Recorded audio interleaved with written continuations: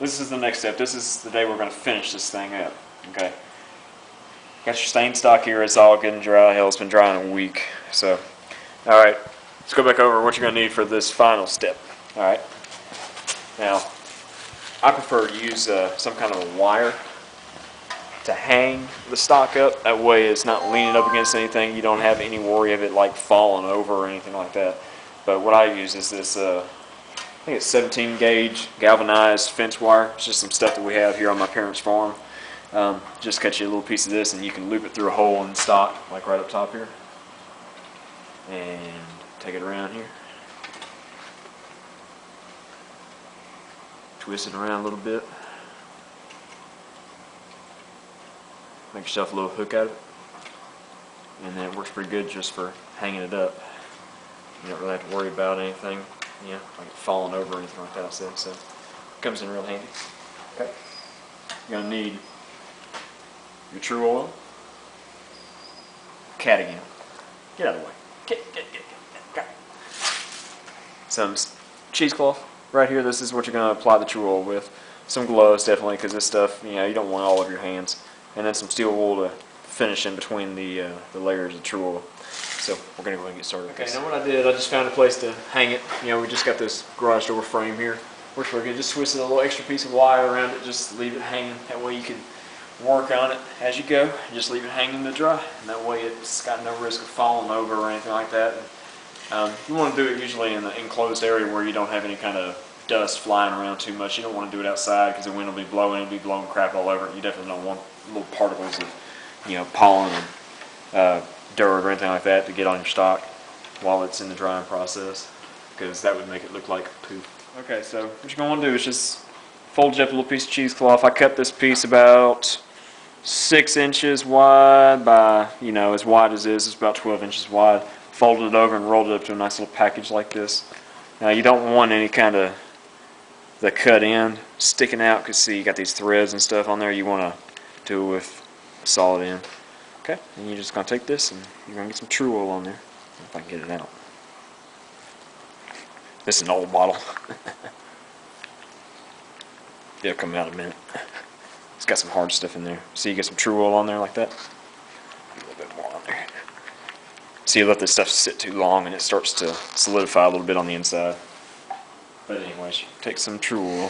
What you do is you start at the top of your stock and just start putting it on. Just a real thin layer of it, because like I said, you're going to be putting, what I do is 6 to 8 layers of it, and it'll thicken up.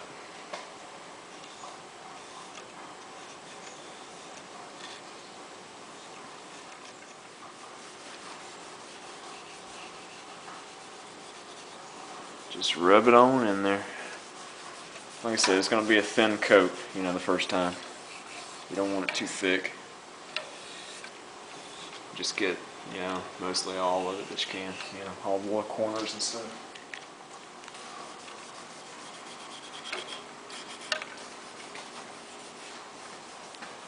And when you do certain sections of it, you want to overlap it, just like you're painting a wall. You want to overlap the section that you just did. That way it evens the layer, finish out. So when you start feeling like it's getting a little bit low, what you want to do is just stop there, go back and get you some.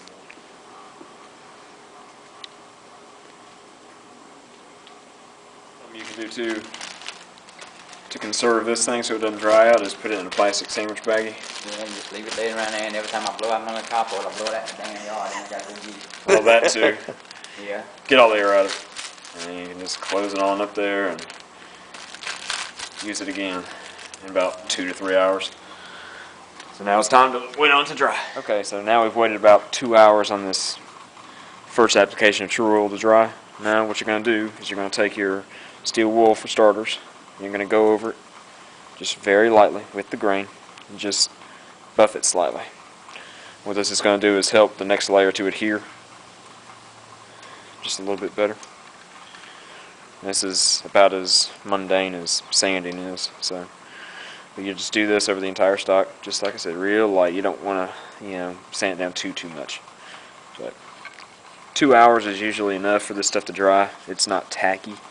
You might want to wait about 3 just to be safe. But this is This process is pretty much hurry up and wait. You know, like I said, I put about 6 to 8 coats on here.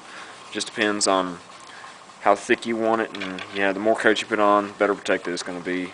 You know, the better it's going to look in the end. So, but we'll do this, and we'll put one more coat on today, and then we'll let it dry. And just do this process over however many times you want, and when you get it to the desired the layering that you want, just go over it like this, but just do it a little bit more. You know, you want to get like kind of a satin look to it when it's all done. You know, you'll smooth out any kind of little rough spots, you know, with the finish, just kind of get it down. But I like them when they have that satin look to them, more so than a glossy look. But this is what you're going to do for the rest of the time. And when you get done, you're going to have a really nice finish. It's going to be real smooth. It's going to fill in most of these little pits in the wood there, you know, where the grain is. It's going to start looking really, really nice. And then once you get done with everything, you can put it all back together, and there's your rifle. Okay, now in between the steel wool and your next coat of Tru-oil, you're going to want to take a tack cloth and you're going to go over this thing and get any kind of like little steel wool particles or dust or whatever else off of it. You always want a tack cloth in between every coat of finish. Every single one. It's just going to get all those little particles off of there. So that's pretty much it. Just that. And waiting. And waiting. Yep, lots of waiting. Alright, so that's going to be the next video. We're going to finish this stock. I've got all the bluing done. We're going to throw this thing back together, and we're going to shoot some groups with it and see how it does. So stay tuned.